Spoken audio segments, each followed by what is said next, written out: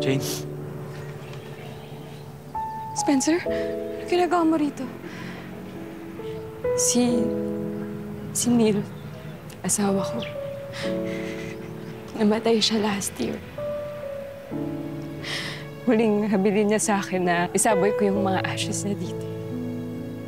Kung saan kami nagkita, kung saan kami nagde-date, kung saan kami nag-meet. I met him when I ran away from you. Yung araw na nag-propose ka sa akin. Yung huling araw na nakita mo ako. Dito ako napadpad. Nakita niya ako dito umiiyak.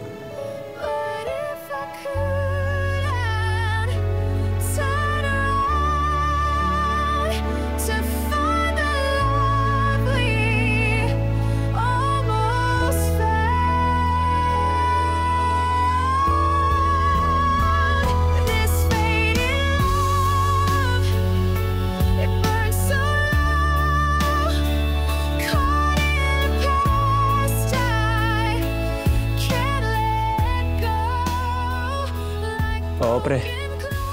See you next week sa flight natin. Oo naman.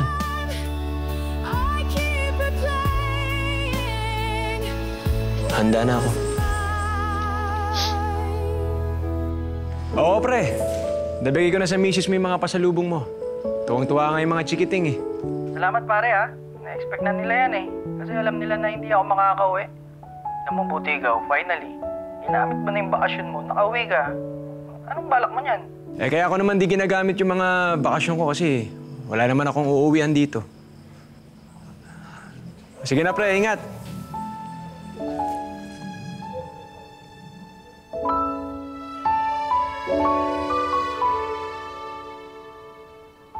Pabalik-balik tayo dito. Siguro dahil kailangan natin ng closure. Nakapag-closure na tayo. Binubuksan at binubuksan lang natin yung sugat. Anong nakakatawa? Spencer, napatawad na kita sa lahat ng mga ginawa mo noon. Ngayon lang? Ang tagal na nun ah. Naisip ko kasi, siguro kaya hindi maayos yung paghihiwalay natin kasi hindi natin pinapatawad yung isa't isa. Pinatawad na kita. Hindi pa.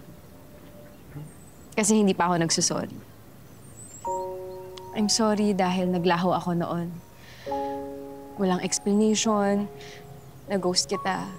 Hindi mo deserve. I'm sorry dahil hindi natin natupad yung sinasabi natin noon na forever.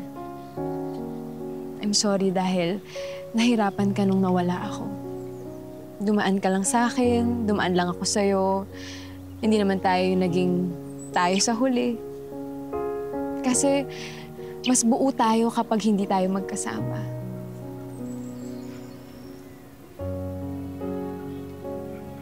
I hope you have a good life.